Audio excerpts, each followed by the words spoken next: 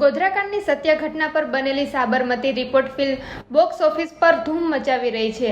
આ ફિલ્મ જોવા માટે ગુજરાત રાજ્યના મુખ્યમંત્રી ભૂપેન્દ્ર પટેલ, ગૃહ રાજ્યમંત્રી હર્ષ સંઘવી, અમદાવાદ ભાજપ સંગઠનના અધિકારીઓ અને એએમસીના પદ અધિકારીઓએ આ ફિલ્મ સાથે મળીને નિહાળી હતી। આ ફિલ્મ નિહાળ્યા બાદ ગૃહ રાજ્યમંત્રી હર્ષ સંઘવીએ જાહેરાત કરી હતી। લોકો સમગ્ર ઘટનાથી વાકેફ થાય તે માટે ગુજરાત સરકાર આ ફિલ્મને ટેક્સ ફ્રી કરી રહી છે।